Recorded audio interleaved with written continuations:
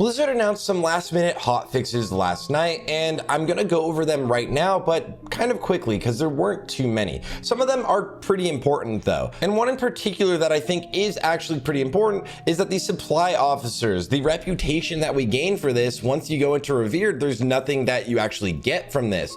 The only thing that Revered players are getting for actually even participating in going up in their reputation is that one profession gets a new pattern. And Blizzard actually has addressed this now, saying that they will actually be giving or adding rewards for Revered reputation. Essentially, just be patient and they will add something, but they have not said what that will be. I would highly anticipate this will be some sort of pattern for all of the other professions, or in an ideal world, I think it would be really cool if they added something cosmetic here. So it's something that you actually hunt down because you like to have the cosmetics, but you don't need to hunt it down because you don't need to farm this reputation. I do not think there's going to be a rune here, but some classes, potentially like rogues or ranged hunter or ret paladins, are really struggling with DPS. And I know that some of them have mentioned or talked about online getting a rune that will make things a little bit easier for them. I highly doubt you will get a rune from the additions here. Now, as for other changes, they did actually go in and increase the XP values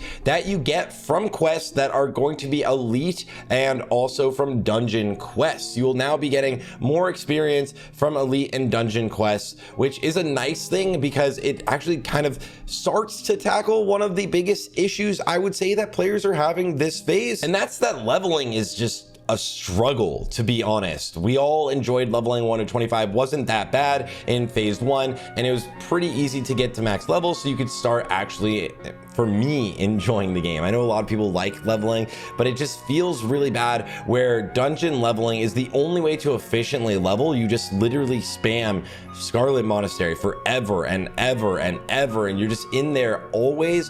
Whereas when you're open world questing, which is more enjoyable in my experience and less of a just drone back and forth, it is significantly slower and less efficient than dungeon spamming. Now, this is a core issue that's happened always in classic World of Warcraft, and dealing with this would be nice. It's really nice to level up 1 to 25 right now with the 50% XP boost, and increasing the XP gains from quests to sort of match what you get from the Scarlet Monastery farms would be actually phenomenal in my opinion. So hopefully they're looking into that and it'll help you level up your alts, because a lot of players don't even want to level up alts right now. Blizzard has also fixed the dismantle enchant, which will now properly proc for pretty much everybody. The dismantle enchant is most players' BIS enchant in the new raid in Nomergan. That is the new enchant, and this will pretty much be BIS for everyone. They should have fixed it now to work for spells, melee, everything. And on top of that, it procs more often now, so it will be even stronger, potentially even changing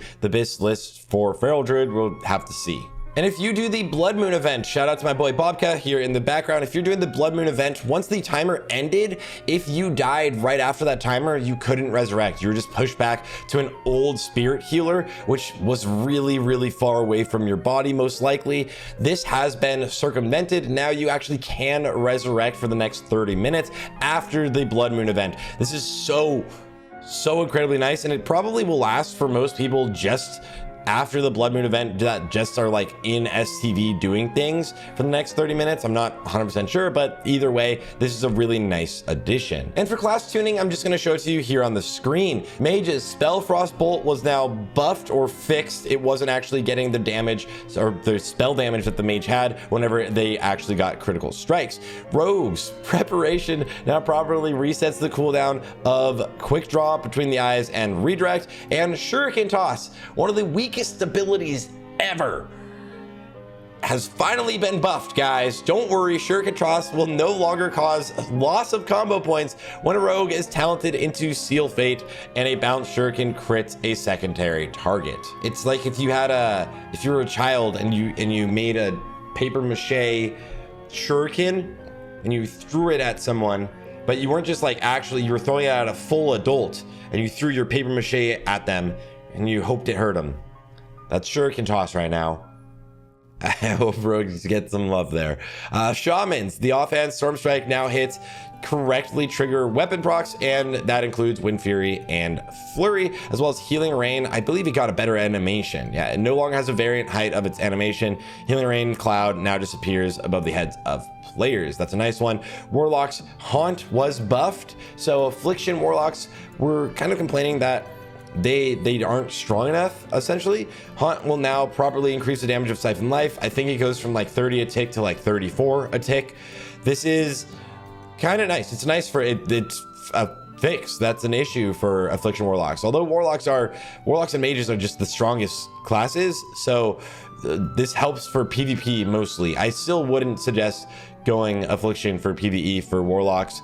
I wouldn't even go for it. And those are the hotfixes that happened late last night. Some ninja hotfixes that were added to the other update yesterday was Raptor Strike nerf for Hunters, so melee Hunters getting nerfed, as well as Paladins, I think, might have actually received a nerf for Ret Paladins. They're in much need of some love, guys, and I will try to keep you updated on all the changes that happen in Season of Discovery as soon as I can, or if they're big enough to make videos about. If not, I'll just compile them all together into other videos. But I appreciate you guys, and I hope you all have a great day, and I'll see you all on the next one.